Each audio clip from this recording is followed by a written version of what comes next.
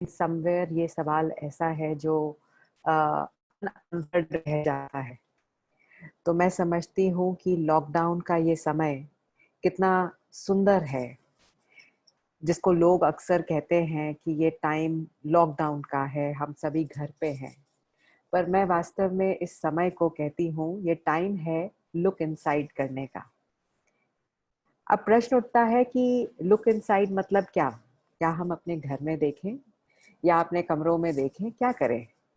तो वास्तव में ये समय है जब ज़रूर है कि हम सभी अपने कमरों में बंद हैं या अपने घरों में हैं, अपने कंफर्ट ज़ोन्स में हैं। लेकिन ये समय है कि जब हम सभी बैठ कर के कहीं न कहीं अपने माइंड को अनलॉक करके, अपने मन की गहराइयों में जाकर के समझें कि आज हम सभी लोगों ने जो इतना सुंदर विश्व क्रिएट किया, जिसमें कि बेहतरीन डिवाइसेस हमने क्रिएट करी, आज on a press of a button हम कुछ भी अचीव कर पाते हैं। आज हम इस टेक्नोलॉजी की वजह से एक दूसरे से मिल पा रहे हैं, एक दूसरे से बातचीत कर पा रहे हैं, एक दूसरे को देख पा रहे हैं। हाँ या नहीं, आप क्या कहेंगे? ऐसा हो पा रहा है? ये सब संभव हुआ, राइट? और अगर आप किसी भी चीज को मानते हैं तो आप जरूर हाथ हिला करके मुझे बता सकते हैं कि आप मुझे सुन भी पा रहे हैं, राइट? और आप मेरे साथ भी हैं। तो मैं मान समझती हूँ कि आज मनुष्य ने इतनी बेहतरीन टेक्नोलॉजी इजाद करी। आज हमने बेस्ट ऑफ द दवाइयाँ बनाई हैं। संसार में ऐसी शायद ही कोई बीमारी है जिसकी जो लाइलाज है। मनुष्य ने हर प्रकार की दवाइयाँ इजाद करी हैं और मैं समझती हूँ कुछ समय में ज़रूर है कि कोरोना का भी हम तोड़ निकाल लेंगे। आज इतनी सारी हमारे पास मेडिसिन्स हैं, इतनी सारी हमारे पास चीज़ें हैं, जिसको कहते हैं हेल्थ क्लब्स हैं। पर समवेयर हमारे पास आज जिसको हम कहें संपूर्ण स्वास्थ्य, जिसमें कि हमारा मन बुद्धि भी आ जाता है कि क्या मैं खुश हूँ? क्या वो संपूर्ण वेलनेस जिसकी कि मैं परिकल्पना करती हूँ, क्या वो मुझे प्राप्त हुई? आज मुझे हँसी आती है, कई बारी लोग कहते हैं कि हम लाफ्टर क्लब्स जॉइन करते हैं ताकि हम हँसना सीखें। तो इस बात पे भी हँसी आती है कि खुशी तो मेरी अपनी है, स्वयं की है। तो आज क्यों ऐसा ज़माना हमने बना दिया कि हमें खुशी जो मेरी अपनी प्रॉपर्टी थी, उसको भी पाने के लिए आज मुझे वेलनेस क्लब्स जॉइन करने पड़ते हैं। आज हमारे पास घर में हर प्रकार के भौतिक संसाधन हैं, बट आज मनुष्य के पास क्या इतना समय है उन साधनों को एन्जॉय करने के लिए? आज मैं ये कहूँगी कि हमने अपने घर में हर चीज़ बेहतरीन इकट्ठी कर ली। हमारे पास मैं समझती हूँ कि अर्निंग्स हमारी बहुत अच्छी हो गई हैं। बट हम कहीं न कहीं इस रेस में भूल गए कि एक क्वालिटी लाइफ़, एक क्वालिटी जीवन हम कैसे बना पाएँ, ये शायद इस ज़िंदगी की रेस में हम सभी भूल गए। और शायद गॉड का या भगवान का ये एक बड़ा सुंदर स्टाइल था कि हम सभी को जो हम चाहते थे, अक्सर मैं देखती हूँ कि हम भी एक कॉर्पोरेट रन करते हैं, कंपनी रन करते हैं, तो वहाँ पे लगभग यंगस्टर्स या जो भी काम करते हैं तो they always used to tell me कि मैम आप वर्क फ्रॉम होम करिए, आप कुछ ऐसा करिए कि हम घर पे काम करें, हम घर में रह करके कुछ करें। तो मैं समझती हूँ कि भगवान ने उनकी ये इच्छा भी पूरी कर दी। और जब ये इच्छा पूरी हो गई, तो आज हर व्यक्ति, हर एम्प्लॉयी ये चाहता है कि ऑफिसेस कितनी जल्दी खुलेंगे। कोई भी अब आज घर में बैठना नहीं चाहता है। और जब आज हमें अपने घर में अपने स्वजनों के साथ बैठने का मौका भी मिला, तो देखिए क्या हाल लगा हुआ है। हर व्यक्ति घर में इकट्ठा है, लेकिन हर व्यक्ति टीवी वॉच करते हुए भी कुछ ना कुछ अपने-अपने प्रकार के संसाधनों में बिज़ी है। Everybody is busy with their own gadgets. सब इकट्ठे तो बैठे हैं, लेकिन ज़िंदगी का वो इकट्ठे रह कर के जो मज़ा हम लेना चाहते थे, वो कहीं हम भूल गए। और फिर होता क्या है कि हर कोई अपने मोबाइल पे या किसी भी प्रकार के डिजिटल मीडियम के माध्यम से कहो या व्हाट्सएप पे कुछ ऐसी ग्रूसम इमेजेस, जिसको कहते हैं दिल दहलाने वाली इमेजेस, न्यूज या सोशल मीडिया को देखते रहते हैं। एक बात हम सभी जानते हैं कि जो भी मनुष्य खाता है, जो भी हम दिन में भी भोजन खाते हैं, वो हमारे शरीर की हजम होने के बाद शक्ति बन जाता है। तो मैं आप सभी से यही पूछना चाहूंगी और मैं आप सभी का ध्यान भी इसी ओर लाना चाहती हूँ कि आज मुझे समझना होगा, अपने आप से अंडरलाइन करना होगा कि हम जो हर समय मोबाइल पे लगे रहते हैं या सोशल मीडिया को एक्सेस करते रहते हैं या व्हाट्सएप को एक्सेस करते रहते हैं या टेलीविजन आदि को हम देखते रहते हैं, न्यूज़पेपर पढ़ते हैं, तो हम किस प्रकार की इंफॉर्मेशन खा रहे हैं। क्योंकि बार बार इस इंफॉर्मेशन का भोजन पान भी हमारे जीवन की, हमारे मन की एनर्जी बनता जा रहा है। और जो हम खाते हैं, मानिए अगर हम नेगेटिव न्यूज बार बार देख रहे हैं, पेनफुल न्यूज बार बार देख रहे हैं, तो आज हमारे मन की एनर्जी क्या होगी? पेनफुल ही होगी, राइट? और इसीलिए आज हम कहते हैं कि भाई जमाने में भय बहुत है, पैनिक बहुत है, वरी बहुत है और अनसर्टेनिटी बहुत है। एंड इसके फलस्वरूप आज मनुष्य को एंजाइटी, तनाव, डिप्रेशन, इस प्रकार के रोग बढ़ते जा रहे हैं। मैं अगर आपको सही मायने में कहूँ तो कोविड तो और ही कुछ महीनों का बचा है, ये तो निकल जाएगा। आई है ये बीमारी तो ये भी निकल जाएगी। लेकिन इससे बड़ी भी एक बीमारी जो आज हम नहीं समझ पा रहे हैं, वो है बीमारी जो कि डिप्रेशन की बीमारी। एक अकेलापन, अपने आप को एक कमरे में बंद कर देना और सिर्फ इंटरनेट और इन गैजेट्स से अपने आप को उसमें एनग्रॉस कर देना, that is something which is going to be the bigger pandemic. वो आज एक वर्ल्ड के सामने एक बड़ा पैंडेमिक आने वाला है। तो प्रश्न उठता है कि आज हम संसार में भौतिक संसाधनों को प्राप्त करने के लिए कहाँ कहाँ नहीं गए। कितनी सारी अच्छे हमने टेक्नोलॉजीज डिवाइस कर ली, सब कुछ हमने आउटर वर्ल्ड में आज क्रिएट कर दिया है।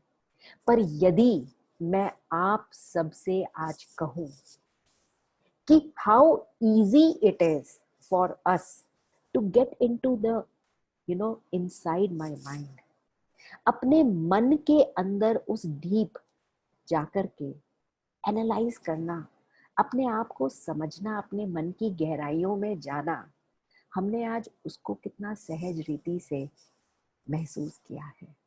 शायद नहीं। हम सभी बाहर जा सकते हैं, पैसे दे सकते हैं और पैसे से वो भौतिक संसाधनों का एंजॉयमेंट कर सकते हैं। But if we are asked to go deep within my self, how easy it is, I think most of us will say it is difficult. Yes or no? We find it difficult. So जब ऐसा समय हो जाता है तो ये समय है जब हमें 2 घड़ी के लिए रुक जाना चाहिए। It is time to pause and ponder. Check करना चाहिए कि जब ऐसी घंटी बज चुकी है तो जरूर है कि ये समय मुझसे कुछ परिवर्तन की मांग करता है। देखिए, हम सभी जानते हैं that change is the only constant. और जब चेंज परिवर्तनशील है और ये हर समय होता रहता है, तो चेंज हमसे भी कुछ डिमांड करता है और वो डिमांड है ट्रांसफॉर्मेशन। तो मैं आप सभी से आज पूछना चाहूंगी कि क्या हमें रियली में लगता है कि हमें जीवन में कोई परिवर्तन लाना है? हाँ या नहीं? क्या कहेंगे? लगता है हाँ या नहीं? यस, लगता है। अगर हमें इच्छा होती है कि जीवन में परिवर्तन लाना है, तो वो हम कब लाएंगे? 1 साल के बाद, 1 महीने के बाद, या आज से और अभी से? तो यदि आप उस परिवर्तन के लिए तैयार हैं, तो हमारा सबसे पहला प्रश्न उठता है कि क्या एक मन जो तनाव से ग्रसित है, जो स्ट्रेसफुल है, डिस्ट्रैक्टेड है इधर उधर के चीजों से, क्या वो एक अच्छा, एक विनिंग डिसीजन ले पाएगा? एक बच्चा जो कि इधर उधर बिखरा हुआ है, बहुत स्ट्रेस में रहता है, डरा रहता है, अगर हम उस बच्चे को कहें कि अपने लिए एक अच्छा चुनाव करो, एक अच्छा विनिंग डिसीजन बनाओ, तो क्या वो बच्चा ऐसा काम कर सकता है? नहीं। तो आज हमें भी अपने आप को एम्पावर करना होगा। आज ये समय है जब हमें ये तनाव कह रहा है कि कुछ जीवन में परिवर्तन की जरूरत है, और वो परिवर्तन है मुझे मेरी अपनी शक्ति को बढ़ाना होगा।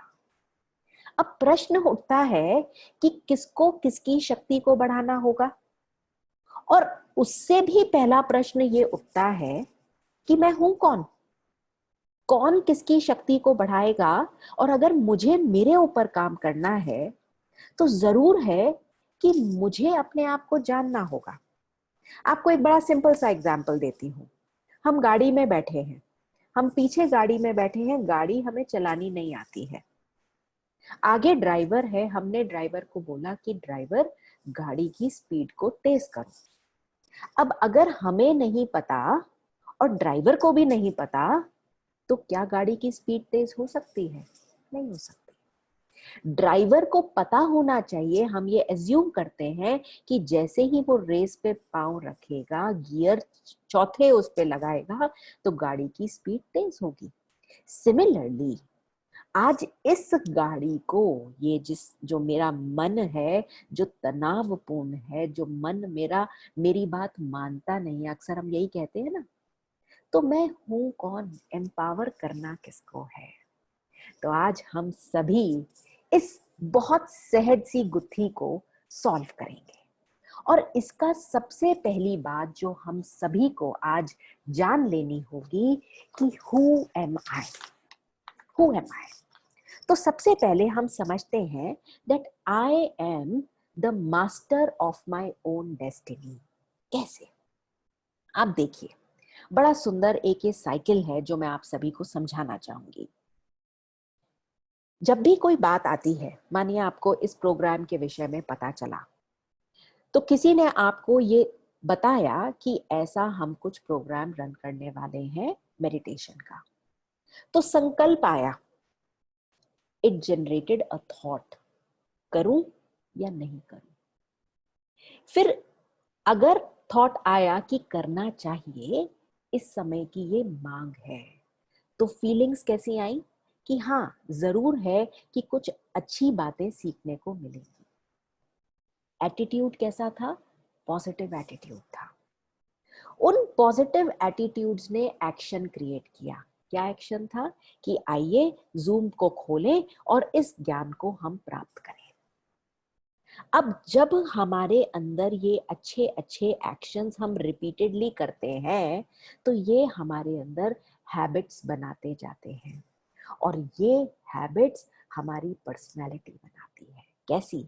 कि हर सेशन से मैं कुछ अच्छा सीख रही हूँ, कुछ अच्छा लर्न कर रही हूँ। एज अ रिजल्ट क्या होगा? मेरी डेस्टिनी स्ट्रॉन्ग और पॉजिटिव होगी। ऑन द कॉन्ट्रेरी, थॉट आया कि क्या जरूरत है, इतने सारे चीजें हम सुनते रहते हैं, कोई जरूरत नहीं है, हमें ये नहीं सुनना है। फीलिंग कैसी आई? ये सब बकवास है, इसकी कोई जरूरत नहीं है। एटीट्यूड क्या था? नेगेटिव। एक्शन क्या था? हमने नहीं ज्वाइन किया। हमारी हैबिट ऐसी है, एज अ रिजल्ट जो मेरा जीवन चल रहा है थका मांधा, वो चलता चला जा रहा है। दुनिया में लोग मुझसे आके कहते हैं कोविड टाइम्स हैं, तकलीफ है, हम भी कहते हैं हाँ बहुत तकलीफ है, ये तकलीफ खत्म ही नहीं होती। पूरी जिंदगी हम तकलीफ तकलीफ करते करते जिंदगी को निकाल देते हैं। तो आज स्वयं परमात्मा ने हमें सबको एक चांस दिया है, एक ऐसा सुनहरा चांस दिया है कि बच्चे आज से औरों को ब्लेम करना छोड़ो। क्यों? क्योंकि तुम अपनी डेस्टिनी के मालिक हो। You are the masters of your own destiny. आप देखो, आज हम 60 लोग यहाँ एक कमरे में बैठे हों, सामने टीवी लगा हुआ हो, मेरे को पिक्चर देखनी है, आप सबको न्यूज देखनी है, या आपको कुछ कुछ और प्रोग्राम देखने हैं, पर रिमोट कंट्रोल मेरे हाथ में है। तो अब मेरी मर्जी, मैं आप सबको क्या दिखाऊं, राइट और रॉन्ग। सिमिलरली आज हमने भी हमारे जीवन का रिमोट कंट्रोल लोगों के हाथ में दे दिया। आज कोई मेरी तारीफ करता है तो मैं खुश हूं, आज तुमने मुझसे बात नहीं करी तो मैं दुखी हूं, आज मेरा बच्चा मेरे मन लायक काम करता है तो मैं खुश हूं, आज मेरा बच्चा मेरे मन लायक काम नहीं करता तो मैं दुखी हूं, मेरा जॉब लग गया तो मैं खुश हूं, मेरे को जॉब में तारीफ मिली तो मैं खुश हूं। माना खुशी मेरी अपनी थी, लेकिन मैंने क्या किया, दूसरों के हाथ में रिमोट कंट्रोल दे दिया। तो आज आप सभी तैनात होकर के बैठ जाइए, आज हम सीखेंगे अपना रिमोट कंट्रोल, अपनी जिंदगी की खुशी, अपनी जिंदगी की शांति अपने हाथ में हम फिर सबसे ले आएंगे जो हमने लोगों को बांट रखी है। We will learn the art of taking back our own remote control in our own hands, and then I will be the one जो अपनी जिंदगी को खुद डिजाइन करेगा। हम खुद डिजाइन करेंगे, and that is why we are the masters of our own destiny. अब इसको एक बड़े सुंदर से हम लूप से समझने की कोशिश करते हैं। आप देखिए आज का प्रेजेंट सिनेरियो क्या है। आज प्रेजेंट सिचुएशन में हम कहते हैं कि क्या करें, मेरा बच्चा मेरी बात नहीं मानता।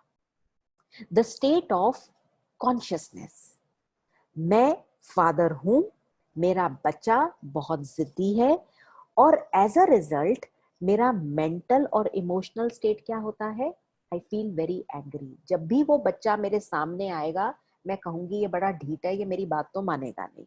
आपने उसको कहा पानी लेकर आओ, आपके मन में ही पहले संकल्प चल रहा है कि ये ला करके तो देगा नहीं। एज अ रिजल्ट जब वो बच्चा आपके सामने आता है तो आपका जो पोस्चर है, आपका जो स्टाइल है, वो बड़ा परिवर्तित हो जाता है। आपको पहले से ही उस बच्चे के प्रति गुस्सा आ रहा है, आपका जो विजन है उस बच्चे के प्रति बहुत ही समभाव नहीं रहता। आपका दूसरा बच्चा जो ओबीडियंट है आप उसको ज्यादा प्यार करेंगे और इसको दुम्हात हो जाएगा।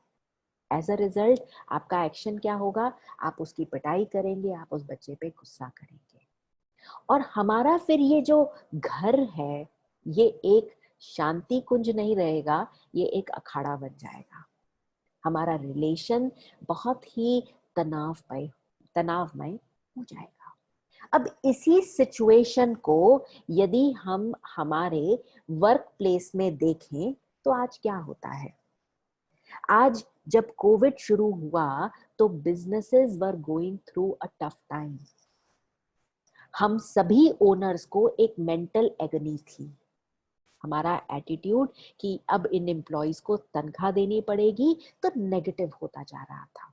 एज अ रिजल्ट मेरा विजन कैसा हो रहा है, नॉन अंडरस्टैंडिंग। हम लोगों ने क्या करना शुरू किया, डिस्ट्रस्ट किया, ले ऑफ किया, हीटेड डिस्कशंस हुए, एंड एज अ रिजल्ट जो आज हमने वर्ल्ड क्रिएट किया है वो तनावपूर्ण किया है।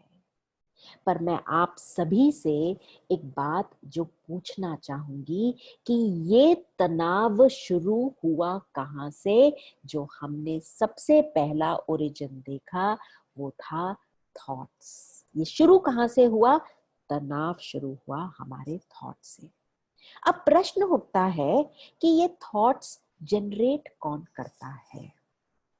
यदि मैं आप सभी से एक बड़ा सिंपल सी बात आज बोलूं कि आप सभी मुझे सुन रहे हैं और मुझे देख भी रहे हैं।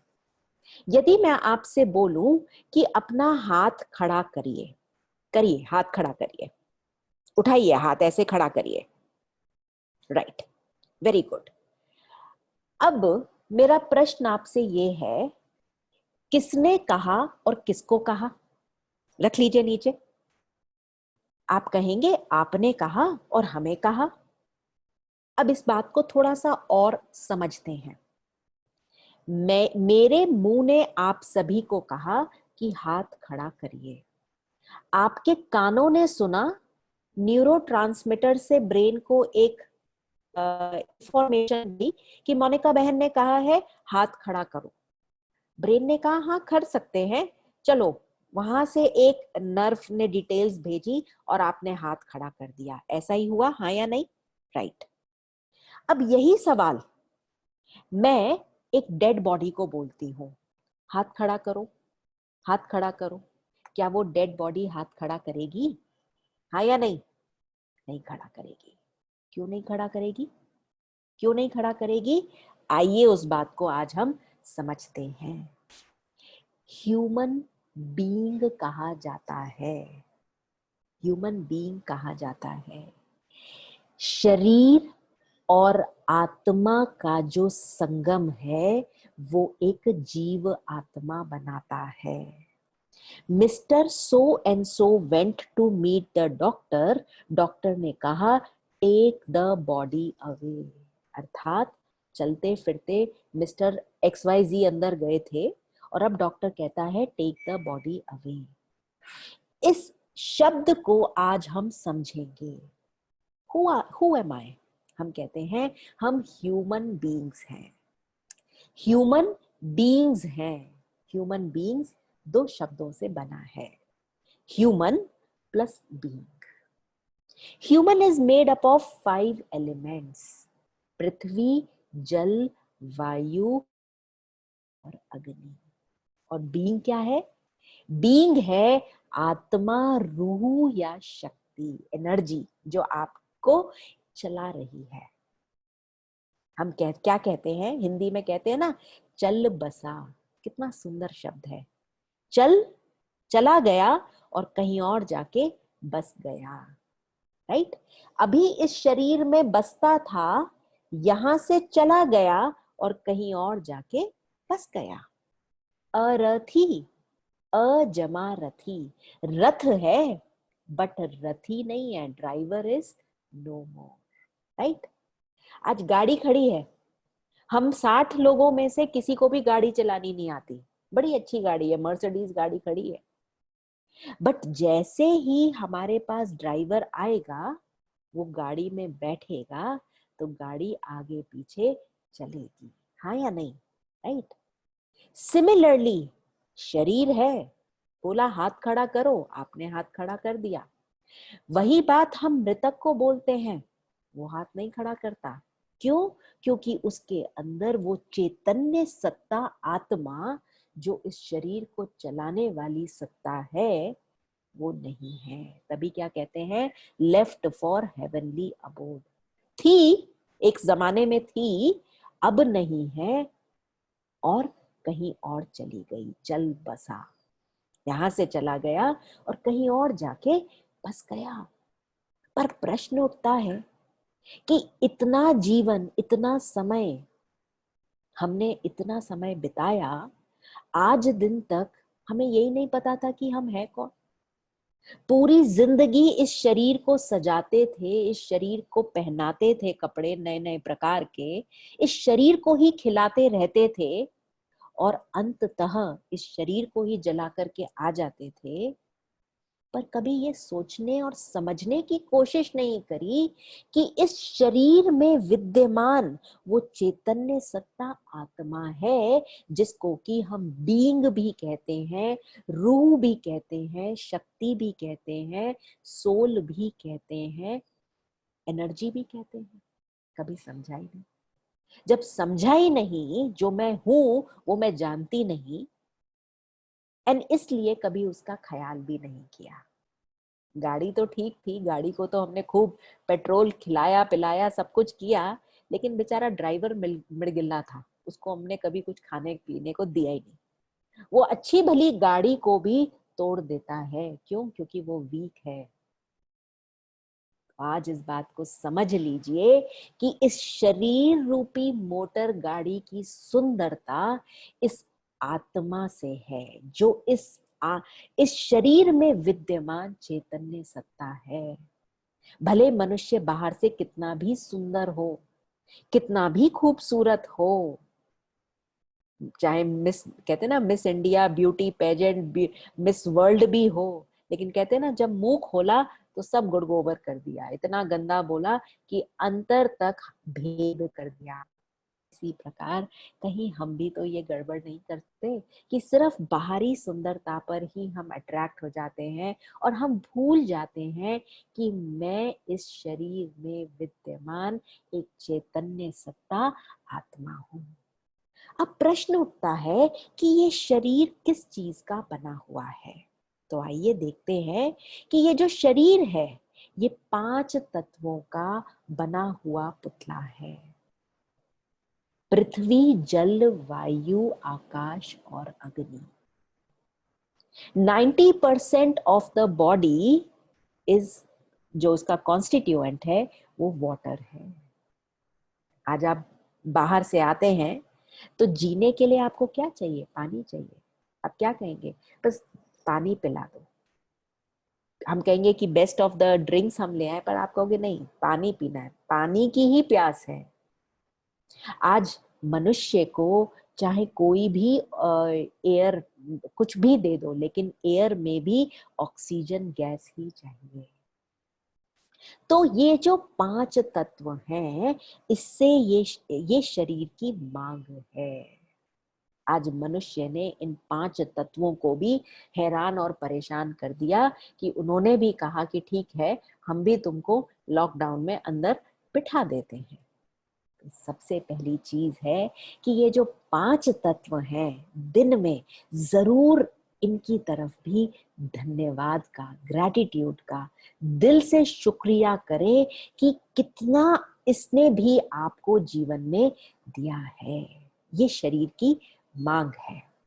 अब दूसरी बात आती है कि ये जो शरीर है एक्सटर्नल वर्ल्ड से कैसे इंटरैक्ट करता है। ये शरीर एक्सटर्नल वर्ल्ड से 5 कर्मेंद्रियों के द्वारा इंटरैक्ट करता है, जिसमें कि 4 कर्मेंद्रियां विजिबली हमारे फेस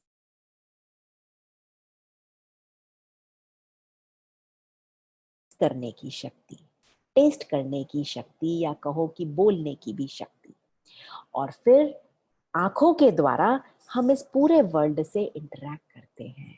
और फिर आता है टच, स्किन, इसके द्वारा भी हम एक्सटर्नल वर्ल्ड से इंटरैक्ट करते हैं। तो ये तो हुई शरीर की मांग और शरीर की 5 कर्मेंद्रियां। अब प्रश्न उठता है जो आप सभी जरूर सोच रहे होंगे कि भाई ये तो समझ में आ गया कि शरीर 5 तत्वों का बना हुआ है और शरीर के अंदर ये 5 कर्मेंद्रियां विद्यमान हैं। अब प्रश्न उठता है कि आत्मा किस चीज की बनी हुई है और आत्मा की क्या मांग है। तो आत्मा, जिसको कि हम कहते हैं ये एक point of light and might है।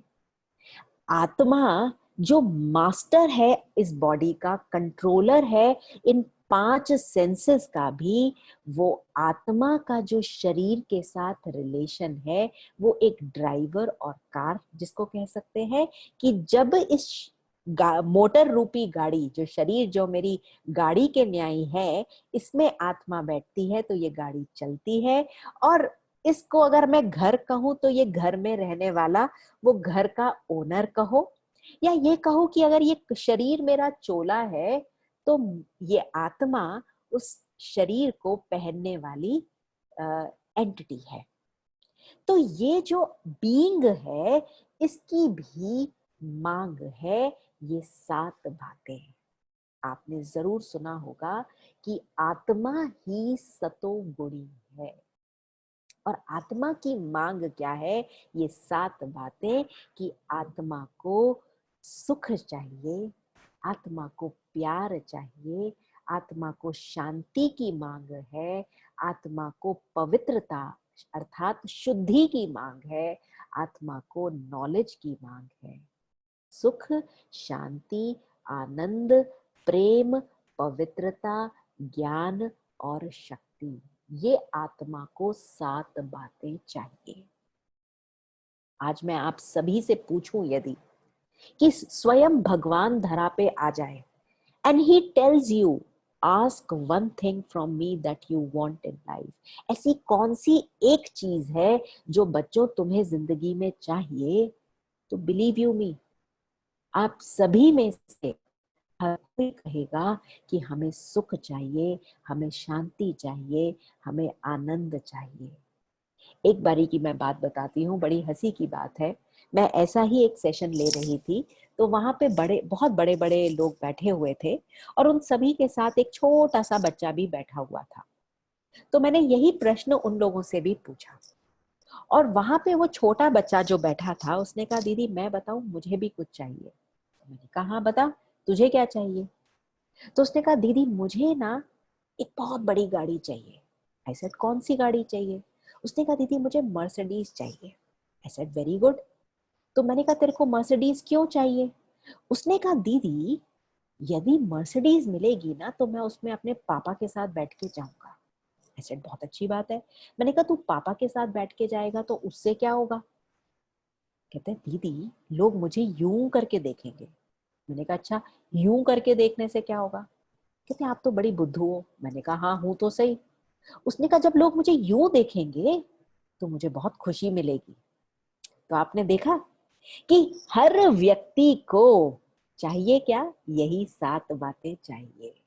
सुख चाहिए, प्रेम चाहिए, आनंद चाहिए, शांति चाहिए, ज्ञान चाहिए, शुद्धि चाहिए। हर व्यक्ति को हम क्या करते हैं, अपना रिमोट कंट्रोल कभी गाड़ी में डाल देते हैं, कभी बड़े बंगले में डाल देते हैं, कभी आईफोन या बड़ी बड़ी डिवाइसेस में डाल देते हैं, और जब वो मिल जाती हैं तो और चाहिए और चाहिए और चाहिए। मतलब ये जो इच्छाएं तृष्णाएं है ना, वो खत्म ही नहीं होती। रिमोट कंट्रोल कभी कभी किसी किसी के हाथ में देते रहते हैं। तो आज हम समझ लें कि मेरी वास्तविक मांग क्या है। आप देखो, लेडी डायना थी, उसके पास सब कुछ था, पर क्या नहीं था? सच्चा प्यार नहीं था। जब प्यार नहीं था तो सुख नहीं था, सुख नहीं था तो शांति नहीं थी। एज अ रिजल्ट क्या हुआ? अपना घर बार छोड़ करके चली गई। अब घर बार छोड़ करके चली गई तो फिर क्या हुआ, आप सभी को पता है। आप देखो, आज हमारे घर में 36 प्रकार के भोजन रखे हुए हों और सडनली कोई वहां पे लड़ाई करना शुरू कर दे, कलेश करना शुरू कर दे, आपको मजा आएगा? नहीं आएगा। आप कहेंगे अरे भाई 2 मिनट शांति तो रखो, भोजन तो प्यार से खाने दो। हाँ या नहीं? तो हर व्यक्ति की यही बातें, ये 7 बातें मांग है। हम कई बारी कहते हैं, मेरा उस व्यक्ति के साथ ना मजा नहीं आता है। क्यों नहीं मजा आता? क्या वो अच्छी तरीके से बात नहीं करता? नहीं, मेरा कनेक्शन नहीं होता है उस व्यक्ति के साथ। क्यों? क्योंकि रिलेशन में शुद्धि नहीं है, प्योरिटी नहीं है। वो सोचता कुछ है और बोलता कुछ है। तो आज हमें हमेशा आत्मा की ये 7 बातें मांग है। अब प्रश्न उठता है कि शरीर एक्सटर्नल वर्ल्ड से इंटरैक्ट करता है 5 कर्मेंद्रियों के द्वारा। तो आत्मा की भी 3 शक्तियां हैं, जिनको हम कहते हैं फैकल्टीज ऑफ द सोल, 3 ज्ञानेंद्रियां। अब समझते हैं वो 3 ज्ञानेंद्रियां क्या हैं। सबसे पहली जो कर्मेंद्री है उसको बोलते हैं मन। मन अर्थात आत्मा के सोचने की शक्ति का दूसरा नाम, जिसको हम कहते हैं माइंड, इंटेलेक्ट एंड रिजॉल्व्स। मन, बुद्धि और संस्कार। मन का कार्य है सोचना, कॉन्स्टेंटली थॉट्स क्रिएट करता है। बुद्धि का काम है निर्णय लेना, और रिजॉल्व्स अर्थात हैबिट्स, संस्कार। आइए अब समझते हैं कि मन आत्मा की सोचने की दूसरी शक्ति का नाम है, और ये शक्ति करती क्या है। मन का काम है थॉट्स जनरेट करना। अब हम समझते हैं कि एक मनुष्य कितने प्रकार के थॉट्स क्रिएट कर सकता है। तो आप सभी को जान के ये हैरत होगी कि आज मनुष्य 4 प्रकार के थॉट्स क्रिएट कर सकता है। पहला प्रकार का थॉट है पॉजिटिव थॉट्स। पॉजिटिव थॉट्स वैसे थॉट्स हैं जो वैल्यू बेस्ड थॉट्स हैं, कोई ना कोई अच्छाई के लिए अच्छाई पर आधारित है। अर्थात क्या? कि जहां मैं स्वयं का भी भला सोचती हूँ और मैं दूसरों का भी भला हमेशा सोचती हूँ। Positive thoughts. दूसरे प्रकार के थॉट्स हैं नेगेटिव थॉट्स। मैं तो हुई ऐसी, मैं तो कुछ काम ही नहीं होता, मेरा तो जीवन ही बेकार है। माना अपने लिए भी बुरा सोचना, अपने आप को भी नकारना और दूसरों के लिए भी बुरी बात सोचना। ये तो है ही ऐसा, ये तो खड्डे में गिरे जाके, इसका तो बिजनेस हो ही ना। कहते हैं ना, कई बार हम कहते हैं नेगेटिव सोचना, अर्थात कोई वैल्यू नहीं है, हमेशा किसी ना किसी नेगेटिविटी को हम पकड़ करके विकारों के वशीभूत होकर के संकल्प चलाना। तीसरे प्रकार के थॉट्स वो है असेंशियल थॉट्स, काम से रिलेटेड थॉट्स। खाना बनाना है, अभी ऑफिस जाना है, अभी बैंक जाना है, माना कोई ना कोई काम से रिलेटेड थॉट्स। चौथे प्रकार के थॉट्स हैं वो है वेस्ट थॉट्स। अर्थात क्या, कई बार होता है, आप पूछो किसी से क्या कर रहे थे आप, नहीं कुछ नहीं सोच रहा था, नहीं क्या सोच रहे थे, नहीं कुछ नहीं ऐसे ही, क्या सोच रहे थे बताओ ना, नहीं सोच रहा था अगर ऐसा नहीं होता तो वैसा हो जाता, वैसा नहीं होता तो वैसा हो जाता। अरे अभी कुछ हुआ तो है ही नहीं ना। चल रही है गाड़ी, माना गाड़ी में बैठ गए, रेस पे धनाधन पैर मारे जा रहे हैं, गियर चेंज ही नहीं किया, गाड़ी न्यूट्रल में खड़ी है, बताओ गाड़ी आगे जाएगी या नहीं जाएगी? 2 घंटा भी बैठे रहो, गाड़ी वहीं की वहीं खड़ी है, क्या होगा? अल्टीमेटली गाड़ी गर्म और हो जाएगी और पेट्रोल और फूंक जाएगा। इसी प्रकार हम भी सारे टाइम अपनी गाड़ी संकल्प चल रहे हैं कॉन्स्टेंटली, अरे ऐसा हो जाएगा फिर वैसा हो जाएगा, अरे कुछ नहीं हुआ भाई, रिलैक्स हो जाओ। क्यों हम इतनी गाड़ी को चलाते चले जाते हैं और अपने मन को हम बिल्कुल थका देते हैं, फिर कहते हैं ये मन है ना, ये मेरी बात मानता नहीं है। भाई मानेगा कैसे? आपने कभी उसको बचाया समझाया भी तो नहीं है। तो भगवान भी कहता है ये जो मन है ना, ये मेरा है, मेरा मन मेरी बात ना माने, ऐसे अच्छा लगेगा? मानो आपके घर में नौकर है, मैं आपके घर में आई, आपने कहा बेटा नौकर को बोला बेटा पानी लेकर आ, कहेगा हूँ मैं नहीं लाता। दूसरा आने वाला भी सोचेगा पता नहीं देखो इनका नौकर इनकी बात नहीं मानता, कितना खिल्ली उड़ाएंगे। इसी प्रकार मन जो मेरा है, दूसरे का मन मेरी बात मानता है। मानो अभी आपके पास कोई फोन आया, आप क्या कहोगे? आप कहोगे नहीं मुझे ये सेशन सुनना है, तो आप उसको कहेंगे कि नहीं मैं अभी नहीं बात कर सकती, आप 20 मिनट बाद फोन करना जब मेरा सेशन पूरा हो जाएगा। कहेंगे या नहीं कहेंगे? हाँ या नहीं? कहेंगे ना। तो जब एंड वो क्या कहेगा व्यक्ति, अच्छा ठीक है मैं आपको 20-25 मिनट बाद फोन करता हूँ। तो आज उस व्यक्ति का मन मेरी बात मानता है और मेरा मन मेरी बात नहीं मानता। तो कैसे राजा हैं हम? तो भगवान कहता है बच्चे, दूसरे के राजा मत बनो, दूसरे के मैनेजर मत बनो, दूसरे के कंट्रोलर मत बनो, पहले स्वयं स्वयं के कंट्रोलर रूलर बनो। तो क्या करना है? स्वराज्य पाना है। तभी इस योग को जो आज हम सीखेंगे, इसको राजयोग कहते हैं। स्वयं स्वयं की कर्मेंद्रियों के हम मालिक बने। मेरा मन मेरी बात मानता है। क्यों मानता है? क्योंकि वो बच्चा है। आज एक बच्चा शरारत करता है, माँ उसको यूं करके देखती है, बच्चा डर के चुपचाप बैठ जाता है। इसी प्रकार मन को आज तक हमने कभी समझाया नहीं, वो सोचता जा रहा है। भगवान कहता है अरे समझाओ तो सही, बड़े प्यार से उसको हम बिठाते हैं, हम उससे बातचीत करते हैं, फिर उससे कहते हैं तुझे क्या चाहिए?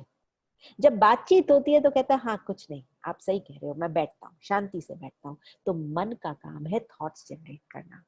अब ऐसे ही एक बड़ी भारी रिसर्च करी गई फॉरेन के न्यूज़पेपर में, तो उसमें बताया गया कि एक मनुष्य एक दिन में 30 से 70 हजार थॉट्स क्रिएट करता है।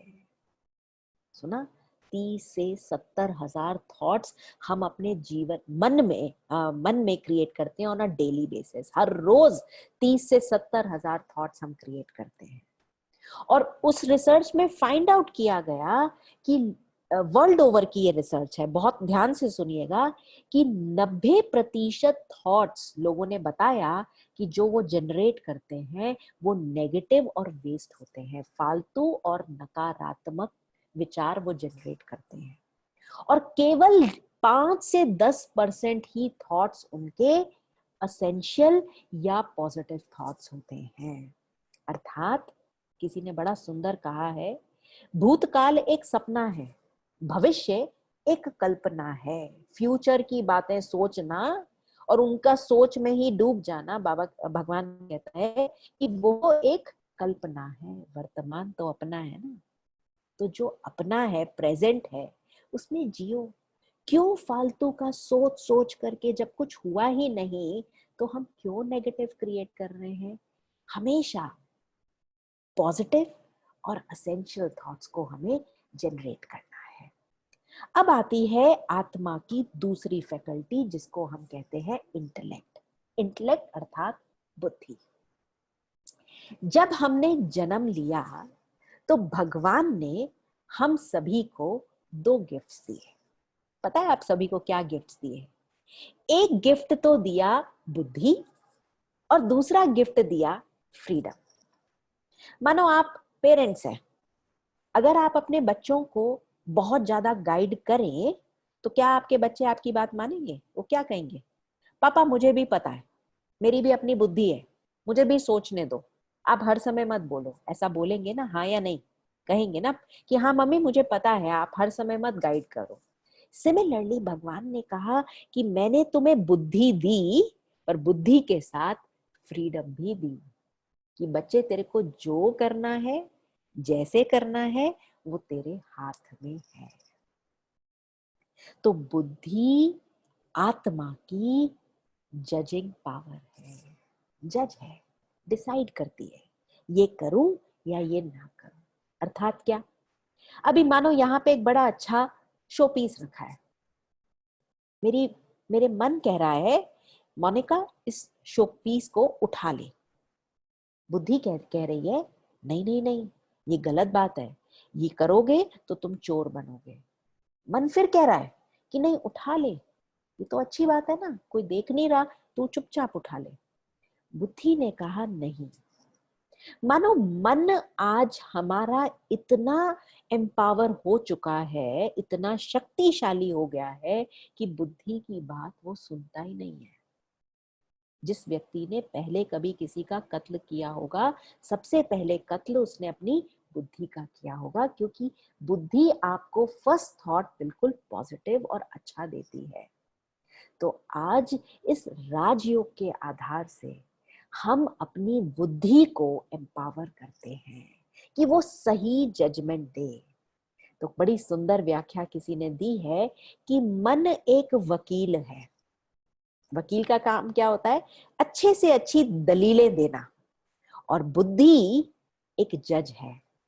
अगर जज मन के, अर्थात जो वकील है, उसके फेवर में आ जाए तो जजमेंट हमेशा गलत होगी। तो आज हमारी बुद्धि जो अनशंत काम करने लगी है, वो इस मन के बात नेगेटिव सुनती रहती है। तो राजयोग के आधार से हम इस बुद्धि को अपना मित्र एम्पावर करते हैं और मन को अपना मित्र बनाते हैं। बुद्धि एक और काम भी करती है। बुद्धि आत्मा की नेत्र भी है। तभी कहते हैं ना, जब भगवान ने तीसरा नेत्र दिया, तीसरा नेत्र अर्थात बुद्धि का तीसरी आंख खुल गई। छोटे बच्चे भी होते हैं, उन्हें आप कोई कॉन्सेप्ट समझाओ तो आप कहते हैं ना हाँ हाँ देख लिया, समझ लिया।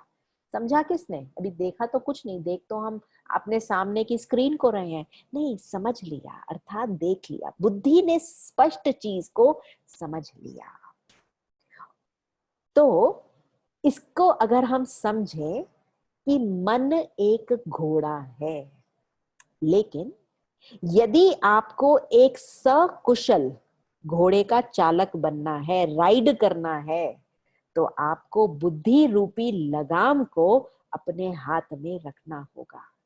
तब ये मन रूपी घोड़ा आपको कभी भी फदकाएगा नहीं। तो ये राजयोग के आधार से हम मन बुद्धि के संतुलन से विजय प्राप्त करते हैं। आज कई बारी पेरेंट्स से जब हमारी बात होती है तो वो कहते हैं कि बच्चों का कंसंट्रेशन नहीं लगता।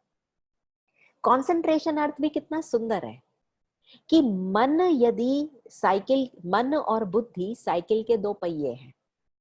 अगर पहिए इधर उधर दिशा में जाएं तो क्या होगा, साइकिल चालक नीचे गिर जाएगा। तो जब वो पैडल करता है तो दोनों जब एक ही दिशा में चलते हैं तो वो साइकिल चालक बहुत बढ़िया चलता है। इसी प्रकार जो मन सोच रहा है, थॉट्स क्रिएट कर रहा है, बुद्धि उसको विजुअलाइज कर रही है, इसी चीज को कंसंट्रेशन भी कहते हैं। तो आज बच्चों का कंसंट्रेशन क्यों नहीं लगता? मन कह रहा है खेल की तरफ जाओ, बुद्धि कह रही है पढ़ ले, एग्जाम आ रहा है। अब वो दोनों में कॉन्फ्लिक्ट चल रहा है, पढ़ाई नहीं हो पा रही। वो 4 घंटा भी बैठेगा, उसकी पढ़ाई नहीं होगी। इसीलिए एज इंटेलिजेंट एंड सकुशल parents we have to know the art कि बच्चों को प्यार से समझा करके उनको बोलो नहीं खेल के आओ, बैठो, फिर आराम से पढ़ो। मतलब बैलेंस करना, ये आर्ट हमको यहाँ पे सिखाया जाता है। अब आती है आत्मा की तीसरी शक्ति, जिसको हम संस्कार कहते हैं। संस्कार क्या है? हैबिट। अभी मानो आप सब बैठे हो यहाँ पे, मैं कहूँ आपको चाय बनानी आती है, आप कहोगे कैसी बात कर रहे हो? अच्छा चाय बनाएंगे? हाँ बनाएंगे। आप गए रसोई में, बिना संकल्प चलाए, जब आपने सीखा हुआ है, फटाफट से गैस के सामने खड़े हुए, पतीला रखा, उसमें दूध, चीनी, चाय पत्ती जो सब कुछ डाला, करा, उसको गरम किया, उबाल आया और फटाफट से चाय बन के आ गई। अब यही बात यदि मैं आपसे पूछूं कि जब पहली मर्तबा आपने चाय बनाना सीखा था तो कितने सारे सवाल पूछे थे? पहले दूध डालूं या पानी डालूं? अच्छा इसे बॉईल करूं, कितनी देर बॉईल करूं? चीनी डालूं कितनी देर, कितनी चीनी डालूं, कितनी चाय पत्ती डालूं, कितना उबाल दूं, कितनी बारी उबाल दूं? फिर उसको ये किया, सीखा ना। या मानो किसी ने गाड़ी चलानी सीखी, तो फर्स्ट टाइम जब गाड़ी चलानी सीखी थी तो अपने आजू बाजू किसी को नहीं बैठाया था, सिर्फ जो सिखाने वाला था वो बैठा था। फोन भी नहीं चलाया था, इवन म्यूजिक भी नहीं ऑन किया था। एक वीक जब गाड़ी चलानी सीखी तो धीरे धीरे म्यूजिक ऑन कर दिया। फिर और जब पक्के हुए और पक्के हुए तो फिर म्यूजिक भी ऑन हुआ, फोन पे बात करना भी चालू हुआ। आज चुपचाप गाड़ी में बैठते हैं, कब ऑफिस पहुंच गए, कब कहीं भी पहुंच गए, पता ही नहीं चलता। कौन गाड़ी चला रहा है? ये हमारी हैबिट्स, ये हमारे संस्कार गाड़ी चला रहे हैं, ये हमारे संस्कार चाय बना रहे हैं, ये हमारे संस्कार खाना बना रहे हैं। आपको दिमाग लगाने की जरूरत नहीं, हैबिट्स है ना। अर्थात वो एक्शन जो आप बार बार रिपीट कर रहे हैं, वो आपके मानस पटल पर एक संस्कार, एक स्क्रैच छोड़ते जा रहे हैं और आपको उस पे एफर्ट नहीं पड़ती। अब प्रश्न उठता है, संस्कार कितने प्रकार के होते हैं? एक संस्कार है ओरिजिनल संस्कार। ओरिजिनल संस्कार अर्थात आत्मा के ओरिजिनल संस्कार। आत्मा सतोगुणी है ना, अभी सीखा। तो सतोगुणी है अर्थात क्या? पवित्रता, सुख, शांति, आनंद, प्रेम, प्यार, शक्ति के ये जो संस्कार हैं, ये हम सभी के ओरिजिनल संस्कार हैं। दैट इज द रीजन हम कुछ भी हो जाए, फिर क्या कहते हैं, चाहे कोई कितना भी पब्स में चला जाए, कहीं भी चला जाए, शादी ब्याह कहीं भी जाए, लेकिन जब बहुत गाना तेज तेज सुन लेते हैं उसके बाद क्या कहते हैं? अरे भाई बंद कर दो, 2 घड़ी शांति से बैठने दो, कहते हैं ना। क्यों? क्योंकि वो मेरा ओरिजिनल नेचर है, वो मेरा ओरिजिनल स्वरूप है। ओरिजिनल संस्कार। दूसरे प्रकार के संस्कार होते हैं पास्ट के बर्थ के संस्कार। अर्थात क्या? आजकल आप देखते हैं कई बच्चे पैदा होते हैं, वो पैदा होने के बाद 2-3 साल में बड़े अच्छे कवि बन जाते हैं, बड़े अच्छा डांस करते हैं। आजकल डांस के कितने शोज आ रहे हैं, बड़ा अच्छा गीत गाते हैं। क्यों? पुराने जन्म में सीखा था तो उसके वो संस्कार प्रस्फुटित हो गए। और ये संस्कार लगभग अगर 7 वर्ष की आयु तक प्रस्फुटित हो गए तो ये एक्टिवेट हो जाते हैं, और अगर नहीं हुए तो फिर ये सुषुप्त फॉर्म में रहते हैं। तीसरे प्रकार के संस्कार हैं हेरिडिटी के संस्कार। कई बारी कहते हैं ना कि इसके फादर भी ना बस ऐसे ही करके सोते हैं, वो बच्चा भी ऐसे ही करके सोता है। इसके फादर भी ऐसे ही बोलते हैं, इसके फादर के मुंह पे भी यही है, इसके बच्चे के भी मुंह पे ऐसा है। माना हेरिडिटी चलती आ रही है, दादा परदादा, पोता धोता सब ऐसे ऐसे। क्यों? ये इनके हेरिडिटी के संस्कार हैं। फिर चौथे प्रकार के संस्कार हैं कंपनी के संस्कार। तभी कहा जाता है man is known by the company he keeps. एक मनुष्य जाना जाता है अपनी कंपनी से। कैसी कंपनी? एक अच्छी कंपनी होगी वो व्यक्ति अच्छा बन जाता है। एक बुरी कंपनी में, बुरी संगति में एक बच्चा जो बहुत पावरफुल नहीं है, वो गलत संगति में गलत काम भी करने लग पड़ता है। तो मैं समझती हूँ आप सभी थोड़ा स्ट्रेस हो गए होंगे कि भाई ये सारे संस्कार, इनमें से कोई भी संस्कार हमारे कंट्रोल में ही नहीं है। And if that be the case, तो ये तो सोचनीय विषय है कि फिर तो जो हमारा जीवन में होना है वो हेरिडिटी से भी आ गया, कंपनी से भी आ गया, और किसी के इन्फ्लुएंस से भी आ गया, तो ये तो बड़ी कष्टदायक बात है। नहीं, पांचवें प्रकार के संस्कार जो सबसे इंपॉर्टेंट संस्कार है वो है विल पावर के संस्कार। एग्जाम्पल बताती हूँ। जब 9 वर्ष के नरेन के अंदर ये विल पावर के संस्कार जागे, तो पता है वो क्या बन गए? स्वामी विवेकानंद बन गए। जब उनको ये जागरूकता आई मन में, तो उनके जीवन में वो परिवर्तन आने लगा। जब 21 साल के गांधी के अंदर ये संस्कार जागे, तो पता है वो क्या बन गए? महात्मा गांधी बन गए, फादर ऑफ द नेशन बन गए। उन्होंने पूरे नेशन के लिए ये काम किया। उसी प्रकार कोई एज नहीं है इन संस्कारों के जागने की।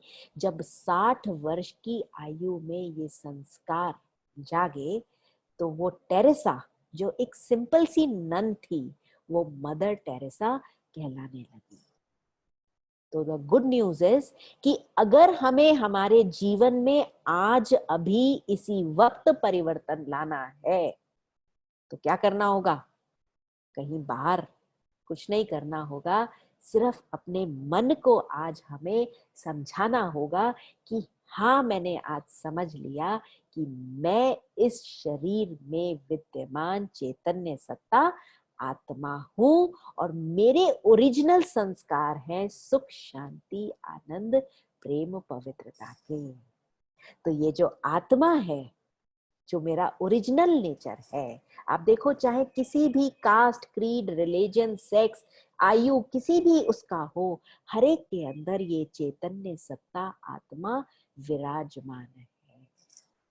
Soul is eternal, immortal, imperishable being. आत्मा अजर, अमर, अविनाशी है। इसको बुढ़ापा या जड़ता नहीं आती। ये मरती नहीं है, ये कटती नहीं है, आग इसे जला नहीं सकती। अजर, अमर, अविनाशी चैतन्य सत्ता आत्मा है। जब हम शमशान पे जाते हैं तो हम शरीर को फूंक करके आते हैं, आत्मा तो उससे पहले ही निकल जाती है। तभी क्या होता है, जब कोई शरीर छोड़ता है तो 13 दिन तक उसके घर में दिया जलाते हैं, और मान्यता है कि ये दिया इसलिए जलाया जाता है कि कहीं वो भटक ना जाए। अब वास्तव में कोई भटकेगा थोड़ी, कोई ये दिया रोशनी थोड़ी दिखा रहा है, ये प्रतीक है उस चैतन्य आत्मा की, जो कि एक point of light and might है। अब प्रश्न उठता है कि ये आत्मा कहाँ रहती है हमारे शरीर में? तो ये आत्मा भ्रिकुटी के बीच में यहाँ विराजमान है। अर्थात जैसे एक गाड़ी में ड्राइवर, जब गाड़ी पीछे रिवाइंड करनी हो तो पीछे उतर के जाए, आगे जानी हो तो आगे जाए, ऐसा नहीं होता ना। ड्राइवर कहाँ बैठता है? ड्राइवर कंट्रोलिंग सीट पे बैठता है, जहाँ गाड़ी को चलाने के सारे कंट्रोल्स सारे अवेलेबल हैं। उसी प्रकार ये आत्मा भी हमारे शरीर में भ्रिकुटी के बीच में विराजमान है। इस पे मैं आपको एक बड़ी सुंदर सी बात बताना चाहूंगी कि जैसे एक स्टेज है, एक स्टेज बैक स्टेज भी है और फ्रंट स्टेज भी है, उसी प्रकार हम आत्माएं भी टेम्परेरीली इस बॉडी में भ्रिकुटी के बीच में विराजमान है। बट हमारा ओरिजिनल घर क्या है, कहाँ है? इस पे मुझे याद आता है कि एक बच्चा जो 13 माले की बिल्डिंग पे रहता था, नीचे देखा कि बड़ा सुंदर गेम चल रहा है। उसने अपने पापा को कहा, पापा मुझे नीचे गेम खेलने जाना है। पापा ने कहा, नहीं बेटा, नीचे क्रिकेट का गेम चल रहा है, इसमें बहुत धूल उड़ रही है, इसमें बहुत मारपीट हो जाती है, तुम नहीं जाओगे। तुम्हें मैं बेस्ट ऑफ द गेम्स दे रहा हूँ, कंप्यूटर गेम्स दे रहा हूँ, तुम यहाँ बैठ के खेलो। उसने कहा, नहीं, वहां तो बहुत मजा आ रहा है, बड़े बच्चे हैं, खूब खेल पाल हो रहा है, मैं तो नीचे ही जाऊंगा। वो बच्चा नीचे आता है खेलने के लिए। खेलते खेलते दिन बीत गया, इतना मशरूफ हो गया, लोग बड़े खुश हुए कि एक नया बच्चा आनंद हमारे जीवन में आया। उसको बोला कि आओ तुम मेरी टीम में ज्वाइन करो। बच्चे ने टीम ज्वाइन करी। टीम ज्वाइन करी, खेल खेला। पहले प्यार से गेम चल रहा था, फिर गेम में जब तनाव बढ़ता चला गया, हम जीत रहे हैं, हम हार रहे हैं, तो उस बच्चे को समझ दी गई कि ये जो है ये हमारे टीम के लोग हैं और ये दूसरी टीम के लोग हैं, चाहे छल कपट आदि कैसे भी इनको हमें आउट करना है। सिमिलरली इस जिंदगी के खेल में जब हम भी खेलते खेलते इतने मशरूफ हो गए तो हम भूल गए कि हमें वापस भी जाना है, हमें चोटें लगने लगी, हम सब कुछ भूल गए। आज भगवान इस जिंदगी की शाम में जब हम सभी अपने घरों में लॉकडाउन में बैठे हैं, तो वो आकर के हमें बताता है कि बच्चे तुम आए हो अपने घर से, ओरिजिनल घर क्या है? सोल वर्ल्ड, वहां से आए हो गेम खेलने। कहाँ खेलने आए? ये देखिए इस कॉर्पोरियल वर्ल्ड में, जिसको हम क्या कहते हैं, इस स्थूल मनुष्य जगत में, यहाँ हम गेम खेलने आए। खेलते खेलते हम इतना खेल में मशरूफ हुए कि इस जगत को ही अपना घर समझ लिया। आज भगवान स्वयं आते हैं और आकर के हमको ये ज्ञान देते हैं कि बच्चे फिर से वापस जाना है, जिंदगी की शाम अब पूरी होती है, चलो बच्चे अब लौट चले घर, फिर कल आ जाना खेलने और फिर वापस चले जाएंगे। तो ये जो ये थ्री वर्ल्ड्स का चित्र है, ये बहुत सुंदर चित्र जो हमें दर्शाता है कि ओरिजिनली हम बिलोंग करते थे परम धाम के, परम धाम में हम यहाँ रहते थे। हम यहाँ सृष्टि रंगमंच पे अपना गेम खेलने आए। ये सृष्टि रंगमंच क्या दर्शाता है? ये जो यूनिवर्स है, अर्थात ये जो हमें दिखता है, पृथ्वी जल वायु आकाश अग्नि, ये जो हमारा ये 5 एलिमेंट्स, एंड उसके साथ साथ इस मांडवे की जो बत्तियां हैं, वो क्या है? सूर्य चांद सितारा, पूरा सौर मंडल, ये हमारी बत्तियां हैं। लेकिन ओरिजिनली आत्मा परम धाम को बिलोंग करती है, जिसकी डिटेल हम कल में भी जरूर जानेंगे। तो this completes the complete introduction of आत्मा। किसी भी व्यक्ति का जब इंट्रोडक्शन पूछा जाता है तो ये 5 बातें पूछी जाती है कि आपका नाम क्या है? तो मेरा नाम क्या है? मैं एक चैतन्य सत्ता आत्मा हूँ। फोटो आइडेंटिटी कार्ड पूछा जाता है, उसकी एक पिक्चर मांगी जाती है। इसकी पिक्चर क्या है? ये एक point of light and light है। इसकी क्वालिफिकेशन पूछी जाती है मनुष्य की, इस आत्मा की क्वालिफिकेशन है, आत्मा सतो गुणी है, 7 गुण है इस आत्मा में। फिर लोगों का एड्रेस पूछा जाता है, भाई तुम कहाँ के रहवासी हो? तो वो कहता है मेरा टेम्परेरी घर है इस बॉडी में भ्रिकुटी, और परमानेंट घर है सोल वर्ल्ड, परम धाम, जहां पे मैं अपने पिता परमात्मा के साथ निवास करती हूँ। और 5वीं बात जो पूछी जाती है, ऑक्यूपेशन क्या है, आपका कार्य क्या है? तो आत्मा का जो कार्य है वह है सेल्फ एम्पावरमेंट, अपने आप को इतना सशक्त कर लूं कि आज सुख है, दुख है, मान है, हानि है, अपमान है, हर चीज में मैं बहुत रिलैक्स्ड हूँ। सदैव अपने ओरिजिनल स्वरूप में मैं आत्मा स्थित रहती हूँ। ये मुझ आत्मा का ऑक्यूपेशन है। जब ऐसा होगा तो वही बातें, वही सिचुएशंस, लेकिन मेरा रिस्पॉन्स कैसा होगा? Soul conscious. आप देखो, प्रोफेशनल में अगर तकलीफ आ रही है तो मैं समझती हूँ, कहते हैं ना, हमने बचपन में क्या सुना था, हिंदू मुस्लिम सिख ईसाई आपस में सब भाई भाई। जब मैं छोटी थी तो मैं अपने पापा से कहती थी, पापा जो हमारा चाचा का बेटा है ना, उसके भी फादर अलग हैं। आप कहते हो हिंदू मुस्लिम सिख ईसाई आपस में भाई भाई, भाई भाई कैसे हुए? आज इस बात को समझ पाते हैं कि मुझ शरीर को चलाने वाली से चैतन्य सत्ता क्या? आत्मा, point of light and light, her body के अंदर वही चैतन्य सत्ता है, आत्मा। तो हम आत्माओं का पिता कौन है? पिता परमात्मा। तो हम सभी उस परमात्मा की जब संतान हुए तो आपस में सब कौन हुए? भाई भाई हुए ना। तभी हम कहते हैं हिंदू मुस्लिम सिख ईसाई आपस में सब भाई भाई। तो जब हम ये सोल कॉन्शियस स्थिति में आते हैं तो आप देखो, जब मैं हुई आत्मा तो मुझे क्या चाहिए? कुछ चाहिए? जो आज ये हिंदुस्तान पाकिस्तान इन सब की लड़ाइयां मतलब छिड़ी हुई हैं, अगर लोगों को ये सिंपल सी बात समझ में आ जाए कि मैं हूं कौन और मेरा है क्या, तो मुझे सारी प्रॉब्लम्स ही खत्म है ना। तो इसलिए अगर आप समझें तो it is a scientific knowledge of knowing my self. जब ये बात समझ में आती है ना, तो सिचुएशन नहीं परिवर्तित होती, लेकिन मेरा देखने का दृष्टिकोण वो परिवर्तित हो जाता है। घर में बहू है, सास है, बच्चे हैं, अब लड़ाई नहीं हो रही है। क्यों? क्योंकि मुझे सब समझ में आ गया है, ये भी आत्मा है, ये भी आत्मा है, ये भी आत्मा है, ये सब आत्माएं अपना अपना रोल प्ले कर रही है।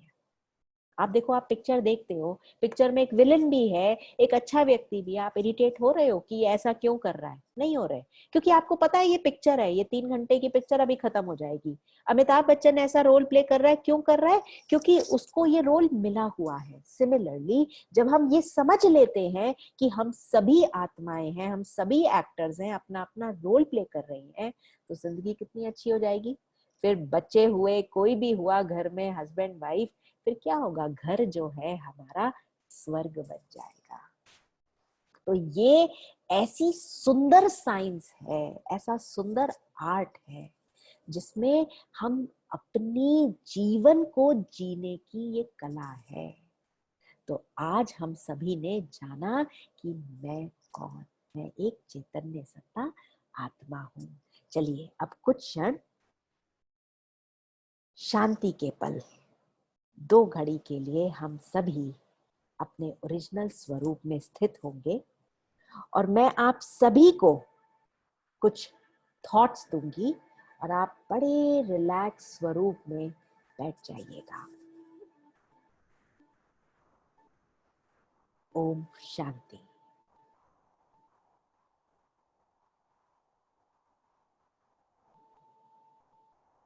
अपने मन को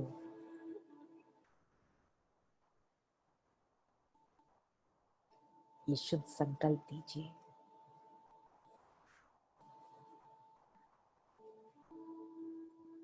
वाह रे क्या आज का दिन निकला।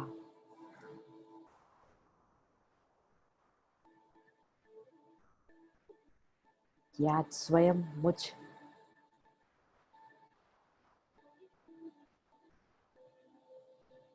मुझे मेरा अपना स्वयं का परिचय सही रीति मिला। कितना शुभ दिन है आज। आज दिन तक मैं ये सोचती आई कि मैं ये शरीर हूं,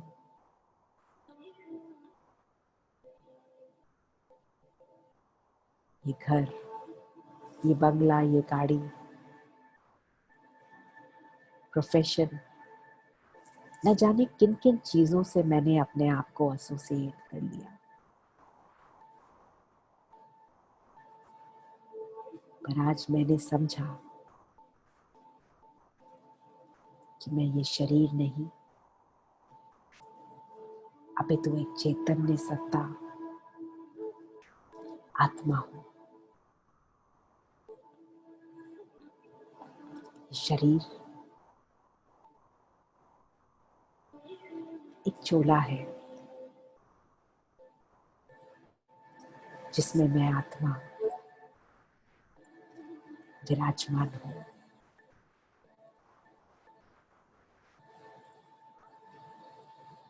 मैं आत्मा इन आंखों के द्वारा देख रही हूं। ये आंखें मेरी हैं, पर मैं आंख नहीं। ये मुख मेरा है, जिस मुख के द्वारा मैं आत्मा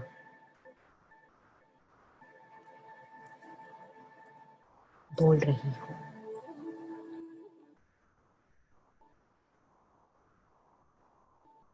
पर मैं एक चैतन्य सत्ता हूं, एक point of light and light हूं, एक सितारे के न्यायी जो प्रकृति के बीच में विराजमान है। मुझ आत्मा का निज स्वरूप है शांति।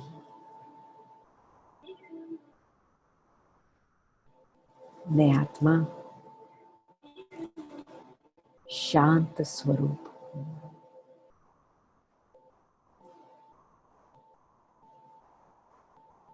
मुझ आत्मा का निज स्वरूप है प्यार।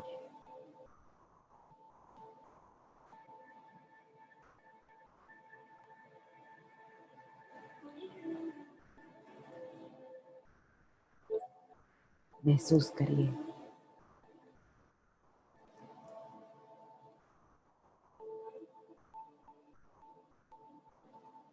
सुख, शांति, आनंद, प्रेम, पवित्रता सब मेरे निजी गुण हैं।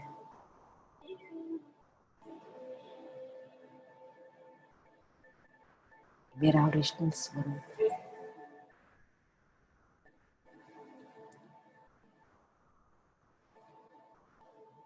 मेरे एक एक अंग में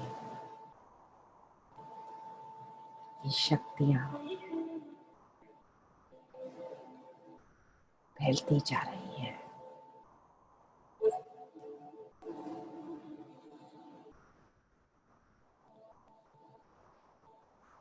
शांति,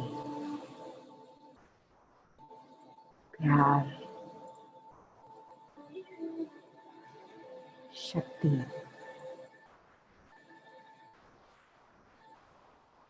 मेरा ही स्वरूप है।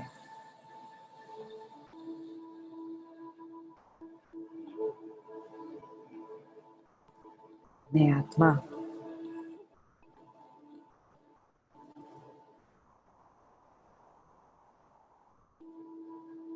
Positivity,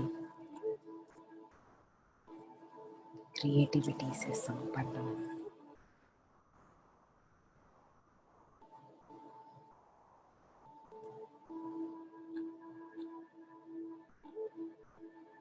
As I think like that, I am creating an aura of positivity.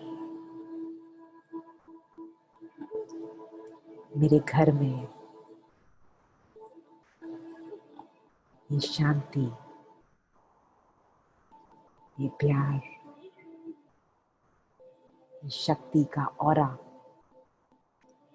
फैलता जा रहा है। As I am thinking like this, I am creating that positive aura all around.